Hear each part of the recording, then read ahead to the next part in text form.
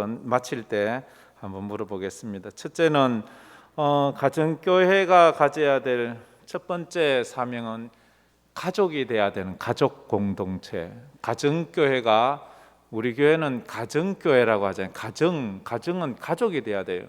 거기 그러니까 목원들은. 두 번째로는 삶을 나누는 공동체가 돼야 돼. 이걸 갖다가 코이노니아라고 이래 말하죠. 코이노니아, 삶을 나누는 공동체. 그냥 모여서 커피나 한잔 먹고 그냥 가면 안 돼요. 세 번째로는 모든 목원을 사역자로 만들어야 돼요. 구경꾼으로 만들면 안 돼요. 사역자 몇 명 되지 않는데. 그 다음에 마지막으로 모든 목원을 전도자로 만들어야 되는 거예요. 요 네 가지를 제가 오늘 간단하게 설명을 해 드리겠습니다. 가정교회는 저희 거의 대부분 교회들이 가정교회 교인 수를 그렇게 무한정 많이 늘리지 않습니다. 어느 정도 되면 분가를 시키지요. 보통 12명 정도, 예수님이 12명 제자를 그렇게 거느리셨기 때문에 12명 이내에 구원받은 성도들이 이루어진 영적인 공동체, 이게 이제 가정이 돼야 되는 거지요. 교회, 이 가정교회는 가족 같은 공동체가 아니라 가족 공동체가 돼야 돼요. 가족 같다는 것은 아주 가족이 아니다는 말이잖아요. 가족이 돼야 된다. 우리 목자님들 꼭 한번 기억해 보세요. 우리 가정교회는 가족인가? 완전 이산 가족인가? 완전히 콩가루 집안인가? 이거 한번 생각해 봐야 돼요. 그래 한번 도전을 받았으면 좋겠어요. 왜냐하면 가족은 부모의 피를 이어받은 한 피 받은 형제 자매잖아요. 우리 교회 가정교회는 예수의 피를 이어받은, 예수의 피를 먹고 마시는 이 혈맹이잖아요. 피로 맺어진 관계. 그래서 이 신앙이 참 무서운 거 아니겠습니까? 예수님은 12사도를 기본 사역의 공동체로 세우셨어요. 이 12사도 12명 정도가 돌봄이나 소통이 원활해요. 그 이상 되면 어려워요. 이제 그 이하 또 너무 적어도 그렇지만 그 12명을 넘지 않는 선에서 또 분가가 가능해야 돼요. 12명 되면 반 나누면 6명이 되는 거죠. 그래야지만 서로가 소통이 돼요. 서로 이름도 알 수 있고 서로 취미도 알 수 있고 서로를 돌볼 수 있어요. 힘들 때 커피라도 한 잔 사주고 밥이라도 한 그릇 사줘야 되는데 이 숫자가 막 수십 명 되면 목원이 어떻게 그 사람들 다 밥을 한 그릇씩 사줄 수 있겠어요? 그래서 목자가 되면 목자가 부자는 아니더라도 내가 우리 목원들 부모 입장으로 내가 저 목원들 내가 밥 한 그릇 사주고 커피 한 잔, 요즘 커피가 너무 비싸가지고 그런 마음 정도, 부담 없는 정도의 숫자가 돼야 된다는 거예요. 너무 많으면 목자가 너무 희생하기가 어렵잖아요. 그렇습니다. 예수님께서도 이 12를 세우시고 그랬어요. 그때 마가복음 3장 14절에 이런 말을, 이에 12를 세우셨으니 이는 자기와 함께 있게 하시고 또 보내사 전도도 하며. 예수님께서 12를 택하셨는데 두 가지 목적이 있다고 그래요. 첫째는 자기와 함께 있게 하려고. 자기와 함께. 예수님의 제자 훈련은 칠판 놓고 교과서 나눠주고 공부시켜서 제자 훈련 시킨 게 아니잖아요. 그죠? 예수님의 제자 훈련은 함께 먹고 함께 자고 함께 지나는 거예요. 그래서 배운 거예요. 자녀들이 가끔은 제 친구 보니까 그 아들이 아버지하고 걸음걸이가 똑같아. 근데 그 아들은 그 아버지에게 걸음걸이를 어떻게 배웠을까요? 야, 너 걸음걸이 이래 그러는 거야 하면서 이래 가르쳤어? 안 가르쳤어요. 자기 아버지 걷는 거 가만히 보고 저렇게 걷는구나. 그래서 걸었어요. 그래서 가정교회가 그런 것 같아요. 목자가 얘기하지 않아도 목자가 가만히 하는 걸 봐요. 예배 드리는 걸 봐요. 기도하는 걸 봐요. 교회 섬기는 것을 봐요. 저렇게 예배 드리고 저렇게 기도하고 저렇게 섬기면 되겠구나. 목자들 가슴에 손을 얹고 한번 생각해 보세요. 나처럼만 하면 되겠다. 당신들 나처럼만 예배드리면 돼. 이렇게 말할 수 있습니까? 목원들한테 나처럼만 기도해. 이렇게. 거기 조금 부끄럽다면 좀 더 분발하시길 바랍니다. 왜냐하면 목원들은요, 목자를 보고 그대로 따라가요. 이게 뭐 그 목자 얘기만 아니고 목사도 그렇죠, 그죠? 우리 장로님들도 그래서 우리 촌장님들 그게 이런 말이죠. 그 교회의 영성은 그 교회 담임 목사의 영성을 뛰어넘을 수 없어요. 그 가정교회의 영성은 그 가정교회 목자의 영성을 뛰어넘을 수가 없어요. 그래요. 근데 가끔 특이한 경우가 있긴 해요, 그죠? 더 목자보다 더 훌륭한 분이 나올 수는 있어요. 그러나 일반적으로 그런 걸 알아야 돼요. 그리고 첫째는 자기와 함께하고, 두 번째는 보내사 보내어 전도를 하게 하려고. 그래서 제자들에게 전도를 그렇게 하도록 예수님이 그렇게 가르치셨어요. 가정교회 멤버가 되기 위해서, 우리 가족이 되기 위해서 요구되는 기본 전제 조건이 있어요. 우리 가정교회 가족이 되기 위해서는, 이거 잘 들으세요. 첫째, 어떤 조건이 있어야 돼요? 가정교회의 가족 되기 위해서는 첫째는 예수를 영접해야 돼요. 예수 영접해야 돼요. 그러면 목자가 자기 목원이 자기 가족이 되기 위해서는 그 목원을 예수 믿게, 예수 영접하게 해야 돼요. 우리 알잖아요. 저기 교회는 다니지만 저 구원의 확신도 없어. 저 뭐 예수도 안 믿어. 저거 뭐 이런 거 우리 어느 정도 짐작은 하잖아요. 그렇다면 목자가 그 목원 불러놓고 복음을 제시하고 예수를 영접하게 하고 해야 돼요. 왜냐하면 예수를 안 믿는 사람은 우리 가족이 될 수, 예수 피도 안 믿는데 뭐 그렇잖아요. 그건 우리 가족이 아니야. 첫째, 예수 영접해야. 두 번째로는 예수 영접했으면 하나님 뜻대로 살도록 해야 돼.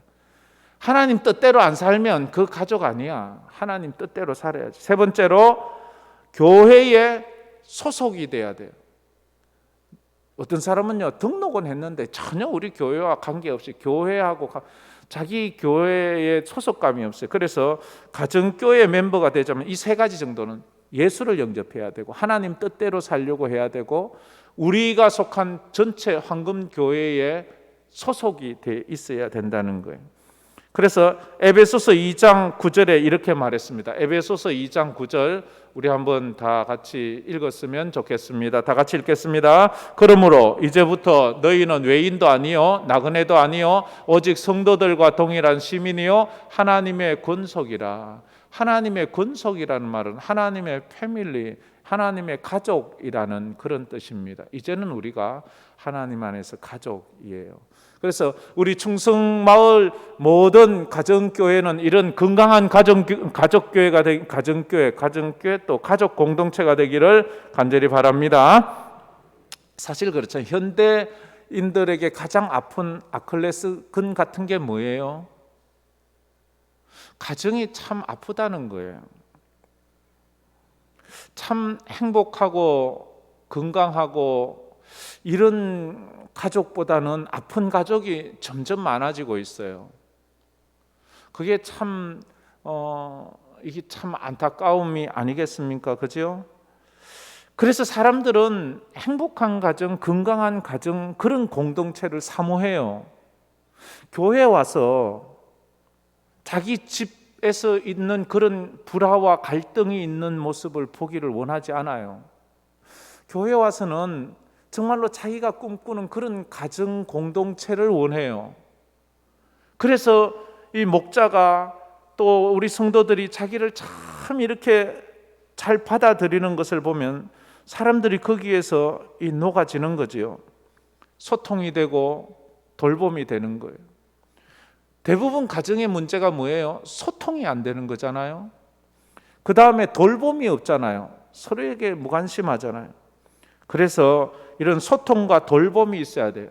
그래서 제안을 한다면 뭐 다 하고 있을 거예요. 혹시 안 하고 있다면 하세요. 이 가정교회 단톡방이 있어야 돼요. 거의 다 있는 걸로 알고 있어요. 그러나 혹시 없다면 가정교회 단톡방이 있는데 친한 사람 몇이만 있어요. 그러면 안 돼요. 자기에게 있는 모든 목원들을 그 단톡방으로 초청해. 그러면 초청하면 도망가고 초청하면 빠져나가고 이런 사람 있잖아요. 그죠? 초청하면 즉시 나가버려. 이제 이 사람을 어떻게 이제 할 것인가? 그럼 포기해요? 도저히 안 돼. 저 사람은 막 더 하자 그러면 이제 교회도 안 나올 판이야. 기도해야지요. 기도해서 당신은 우리 가족이에요. 그리고 그가 감동받을 때까지 기도하고 섬기고, 그리고 그 단톡방에서 이 소통과 돌봄이 있어야 돼요. 소통의 가장 기본적인 게 뭐예요? 서로의 기도 제목을 나누는 거예요. 서로 기도 제목이 무슨 뜻이에요? 서로의 고민을 나누는 거예요. 고민도 안 되고 걱정 근심 아닌 것 잘 되는 것을 기도 부탁하는 사람 없잖아요. 뭔가 내게 필요한 것을 부탁하는, 그래, 기도 제목 정도를 나눌 수 있어야 돼요. 그러면 처음엔 피상적인 기도 제목을 나누어요. 아이고 우리 목사님 성령 충만, 자기하고 그 목사 성령 충만한 게 무슨 관계가 있는데. 그런데 그런 피상적인 거 내지 말고요, 자기 얘기를 내도록 해야 돼. 그래야지만 소통이 되는 거야. 그래요. 그것도 같이 기도하는데 우리 집사님의 마음에 꼭 이루어졌으면 원하는 그거 있잖아요. 그거 내보세요. 그래, 서로가 비밀도 지켜주고 그래야죠. 비밀을 안 지켜주니까 사람이 얘기를 안 하는 거예요.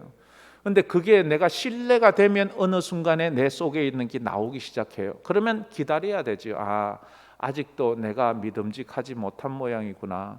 이 목자가 이걸 생각해요. 내가 아직도 저 사람에게 신뢰를 주지 못하고 있는 모양이구나. 저 사람이 솔직한 자기의 삶을 나누지 않는 것 보니까 그렇게 그러면서 이 단톡방을 통해서 교회 소식도 좀 같이 나누고 이렇게 기본 그 정도 아주 기본적인 거잖아요. 두 번째, 삶을 나누는 공동체를 만드는 것이 가정교회의 사명이에요. 가정교회의 사명. 삶을 나눠야 돼요. 코이노니아가 무슨 뜻이에요? 친교라는 뜻이에요. 친교 뭐에서 무슨 친교해요? 이게 게임하는 거, 그건 코이노니아가 아니에요. 코이노니아라는 뜻은 재미있게 서로 어울려서 밥 먹고 노는 것을 코이노니아라고 하지 않고요, 속에 있는 삶을 나누는 것을 코이노니아라고 하고 있어요. 코이노니아는 내 속에 있는 것이 나누어주는 공동체가 되어야 된다 하는 것입니다. 가정교회에서 삶을 나누어야 되는 이유가 뭔가요? 삶을 나누지 않는 공동체는 생명이 없어요. 쉽게 말하면 여러분들 그거 이렇게 동창회나 갯모임이나 가서 여러분들 고민 막 털어놔요? 골프 치러 가서 고민 그런 털어놓을 때도 안 털어놓잖아요. 그건 그때는 좋은데 지나고 나면 아무 의미가 없어요. 그래서 교회 왔어요. 한번 내 속에 있는 걸 털어놔야 돼요. 하나님 앞에 내 속에 있는 거 털어놔야지 속이 시원하고, 그래서 솔직하고 순수한 마음이 생기잖아요. 아주 순수해야 돼요. 근데 순수하지 않으니까 자꾸만 복선을 깔고 저 말의 의미가 뭐지? 저 뒤에 무슨 자꾸 그런 식으로 피곤한 거예요. 그냥 단순하게 받으세요. 그 말을 그냥 아멘하고 그냥 받으시면 되는데 자꾸 그러니까 이 나눔이 안 되는 거예요.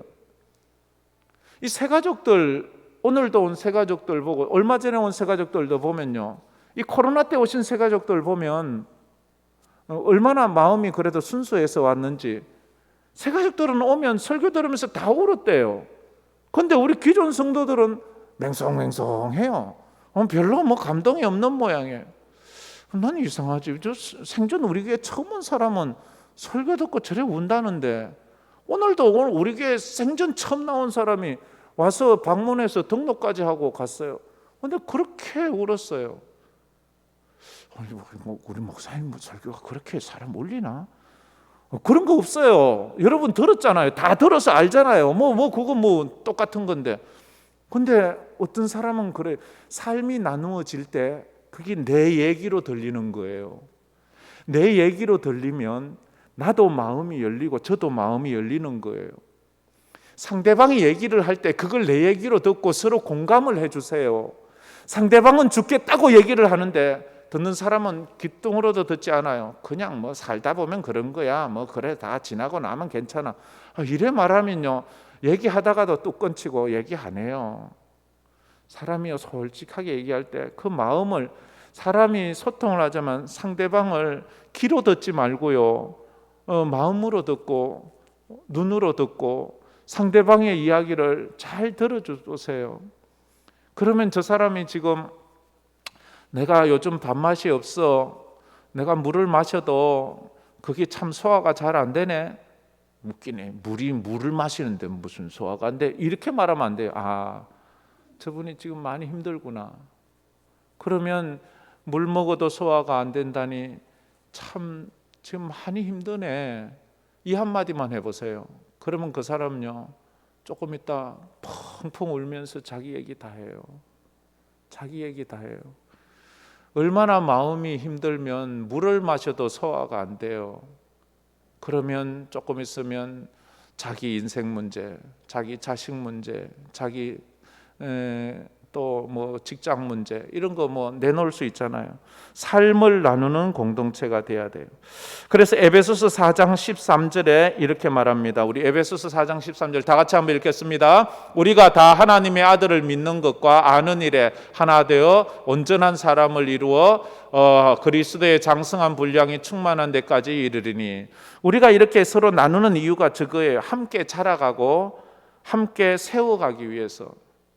장성한 분량까지 이렇게 함께, 우리는 가족 공동체 안에서 함께 자라가야 돼요. 뭐가요? 신앙이 첫째 자라가야 돼요. 우리 인격이 자라가야 돼요. 그래, 가족 공동체, 가정교회와 사람이요, 인품이 좋아지고 신앙이 자라가야 되는데요, 가서 아주 막 사람이 더 까칠해지고 더 이기주의가 되면 안 되잖아요. 그래서 함께 자라가고 함께 세워가는데 그게 삶의 나눔이 필요해요. 무교회주의자들, 혼자 신앙생활 하겠다는 사람들, 교회가 필요 없다고 말하는 사람들, 그 사람들은 자라지 못해요. 절대 자라지 못해요. 가정교회 모임에 오지 않는 사람은요, 참 신앙이 자라기가 쉽지가 않아요. 사람은요, 서로 사람 관계에서 자라가거든요. 초대교회 성도들은 그래서 서로 교제를 했어요. 자발적으로 삶을 나누고, 모이면 예배하고 식사도 나누고 전도도 했어요. 모이기를 힘쓰고 서로 돌아보고 칭찬을 했어요. 모여서는요, 어쨌든 서로 칭찬하세요. 서로 좋은 점을 얘기하라고요. 서로 좋은 장점을 이야기하라고요. 그렇게 해보세요. 한번 여러분들이 한번 옆에 있는 사람 보고 장점을 한번 생각을 해보세요. 칭찬은 고래도 춤을 춘다 하잖아요. 그래요. 칭찬하면요 신나요. 칭찬 받으면요 다음에 또 모이고 싶어요. 칭찬 받으면요 내가 다음에 밥 사고 싶어요. 칭찬 받으면 내가 다음에 커피 사고 싶어요. 칭찬 받으면요 내가 다음에 특송하고 싶어요. 근데 나를 비웃거나 나를 책망하면요 다음에 오기 싫어요. 그건 사람의 기본 마음이 아니겠습니까? 자, 옆에 있는 분 보고 내 입술로 할 수 있는 가장 큰 아부와 칭찬을 가지고 한번 해보십시다. 시작. 잘생겼습니다. 멋있습니다. 예쁩니다. 예. 금방 한 말이 빈말이라는 거 알아요. 잘생겼다는 말, 이쁘다는 말, 멋있다는 말, 젊어 보인다는 말, 특별히 그거 다 빈말이에요. 그렇지만 기분 좋아요. 그죠? 그렇지만 기분 좋아요. 요즘 저도요, 젊다 이렇게 보면 나 기분이 되게 좋아요. 요즘은요, 아저씨까지는 참아요. 전에 제가 처음 아저씨 들었을 때 내가 돌아버릴 뻔했어요. 내가 아저씨인가? 나 아주 총각 같은데. 근데 이제 그거는 넘어갔어요. 근데 어디 가면 요즘 할아버지라고 할까봐 겁이 나는데, 제가 최근에 제일 마음이 아팠던 적이, 날 보고 간호사가 하는 말이 아버님 이러는 거예요. 내가 볼 때 자기가 내 어머니 같은데 진짜지. 나보고 아버님이래. 진짜 무슨 내가 아버님이라. 그거 여러분 비즈니스 할 때 사람 오면 아버님이라 하지 마세요. 최소한 선생님이라 하든지, 뭐 좀 나이가 많아도 형님 이렇게 하고 총각 같네요. 이러면 기분 좋아요. 한 개 살고 두 개 사가요. 그렇거든요. 이 사람이 그래 서로 가정교회 일에 모여도 뭐 같이 해와도 야 오늘따라 뭐 멋있대 익하고 이렇게 하면 자기도 알아요. 자기가 왜 모르겠어요. 그렇게 말하면 그래 자기는 그 색깔이 잘 받아.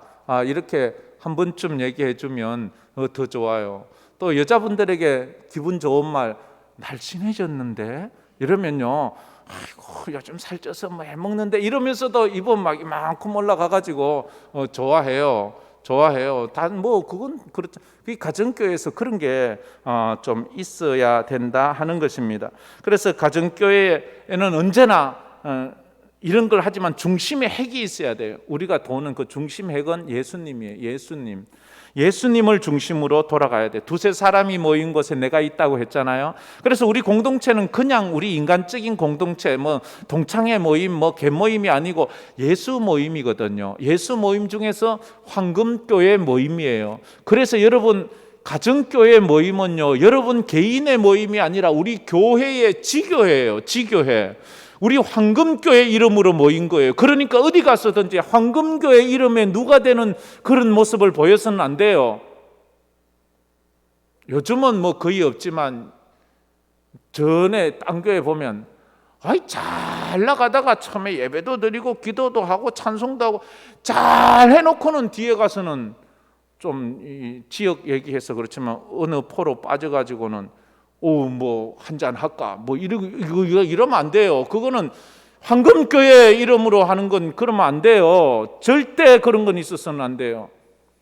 그리고 교회 모임에서 이건 누차 얘기하는 거지만 잘하는 거지만 참 이런 말 하기 죄송스럽지만 돈 얘기하지 마세요. 돈 거래하지 마세요. 주세요. 줄 수 있으면. 줄 수 없다면 정말로 이것 때문에 교회가 얼마나 어려워지고, 우리는 처음에 순수한 뜻에서 하지만 이게 참 그러니까 그런 가정교회나 그런 예배 모임을 해서는 그러지 마세요. 그거 뭐 정말 그런 거면 이제 사적으로 그렇게 하든지 어쨌든 몰라도 이런 가정교회 안에 이름으로 그런 얘기들이 오고 가면 이 교회가 또 어려워지고 자기 신앙도 많이 어려워지거든요. 그걸 좀 참조했으면 좋겠어요. 세 번째로 모든 목원을 사역자로 만들어야 합니다. 만인 제사장이라고 하지요. 모든 성도가 사역자가 되는 공동체. 자, 다시 한번 여러분 목자들 잘 보세요. 여러분들은 가정교회 드릴 때 누가 주도해서 누가 진행하고 누가 마칩니까? 목자가 전부 다 하십니까? 그렇다면 이제 바꾸어야 돼요. 모든 목원에게 사역을 줘야 돼요. 모든 목원이 사역자가 되어야 되는 거예요. 그래서 그 일을 감당하게 해야 하는 겁니다. 현대 교회의 아픔이 뭐예요? 직분은 다 가지고 있는데 사역이 없어요.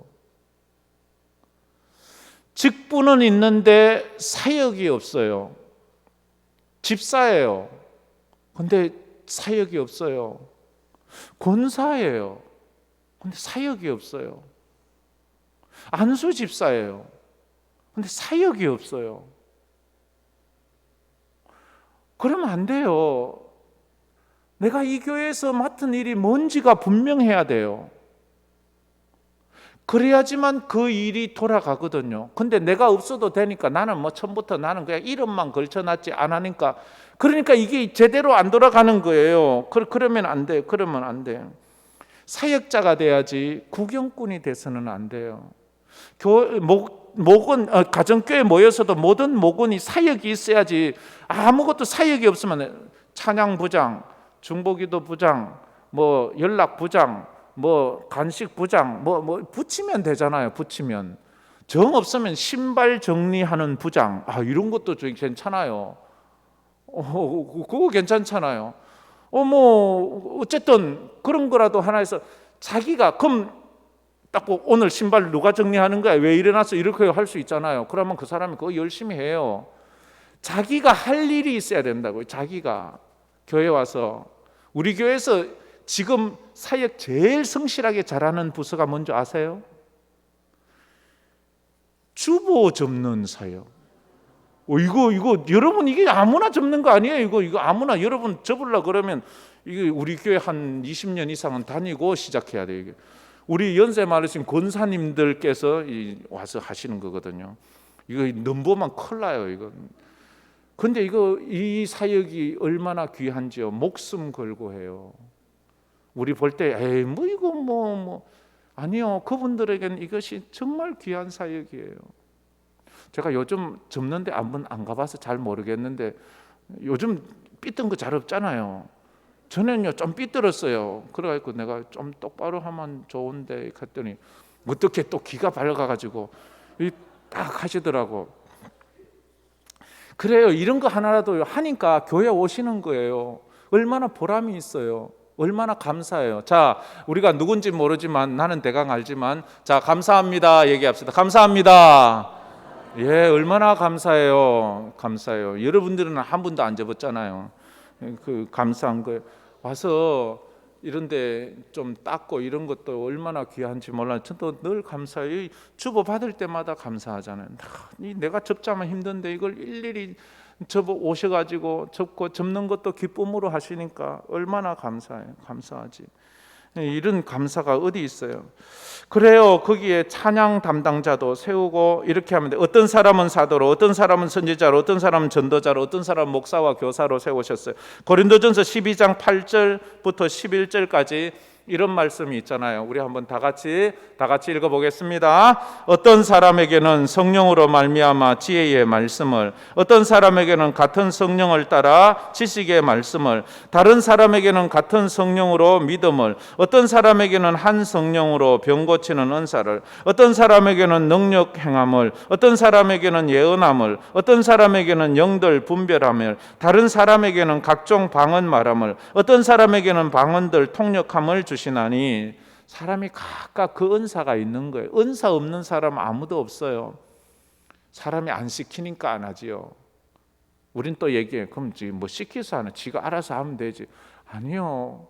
그게 안 되더라고요. 부탁을 해야 돼요. 맡겨줘야 돼. 맡겨주면 그가 또 잘해요. 그래서 우리가 전 모근의 사역화를 해야 돼. 그래서 그 가정교회에서 일을 자꾸 만드세요. 우리 가정교회, 그럼 우리 선교사님들 많은데 우리 10 선교사님 중에 한 선교사님 딱 택해서 우리가 그분을 위해서 집중 기도하는데 당신이 그 기도 인도를 해주세요. 뭐 이렇게 할 수 있잖아요. 그렇게라도 하면 되잖아요. 마지막으로 모든 모군들을 전도자로 만들어야 됩니다. 자, 따라해 보세요. 모든 모군을 전도자로.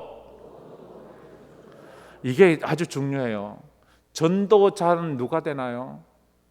전도를 해야 돼요. 전도. 복음 제시를 할 수 있게 만들어야 돼요.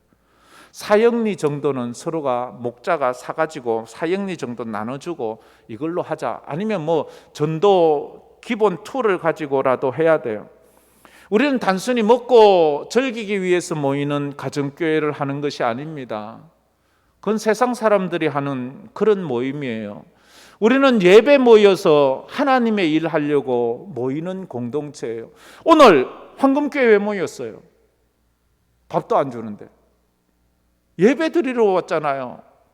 예배 드리고 훈련받아 하나님의 일 하려고 왔잖아요. 그래서 우리는 밥 안 줘도 와요. 그런데 어떤 사람은 밥을 줘야지 온대요.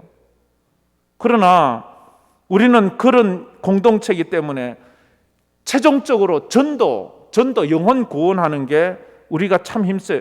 그래서 영혼 구원해서 가정교회가 부흥하면 교회가 부흥하는 거잖아요. 가정교회를 부흥시키세요. 가정교회로 인도하세요. 그리고 많아지면 분가하세요.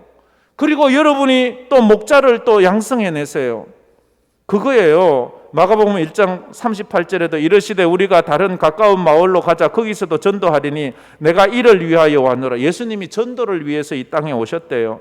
아름다운 덕을 선포하게 하려면 오늘 말씀에도 아름다운 덕을 전도하려고 하는 거지요.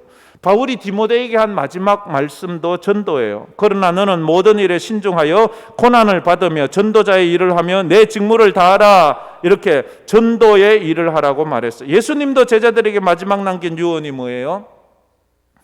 전도지요. 마태복음 28장 18절에서 20절, 예수님이 제자들에게 마지막 남긴 말씀. 자, 다 같이 한번 읽겠습니다. 예수께서 나와 말씀하여 이르시되 하늘과 땅의 모든 권세를 내게 주셨으니 그러므로 너희는 가서 모든 민족을 제자로 삼아 아버지와 아들과 성령의 이름으로 세례를 베풀고 내가 너희에게 분부한 모든 것을 가르쳐 지키게 하라. 볼지어다 내가 세상 끝날까지 너희와 항상 함께 있으리라 하시니라. 아멘. 예수님의 마지막 당부는요, 전도였어요. 제자 삼는 거였어요. 그래서 우리는 가정교회는요, 전도하는 그런 모임이 되어야 돼요. 교회는 전도하는 교회가 되어야 돼요. 그게 우리의 정체성이에요. 전도하지 않는 교회는 오래 가지 못해요. 왜? 전도를 하지 않으니까. 이번 황금의 날 우리가 전도 대상자들을 작정했어요. VIP를 정했어요. 전도해야 돼요. 코로나 때 전도해야지요. 사람 어쨌든 간에 전도해야 돼요. 그래서 먼저 기도하고 접촉하고, 오늘 접촉자 접촉 전도 선물 나눠드렸잖아요. 못 받으신 분 또 받아가세요. 또 지금이라도 내가 누군가를 전도해야 되겠다 싶으면 가서 적고 가지고 가시면 돼요. 괜찮아요. 자유롭게 하셔도 돼요. 우리가 넉넉하게 준비를 해놓았어요. 그래서 여러분들이 전도할 수 있는 만큼 또 적고 또 가서 성실하게 전도를 하세요. 그냥 주려고 하는 거 하지 말고요. 전도를 하세요. 전도.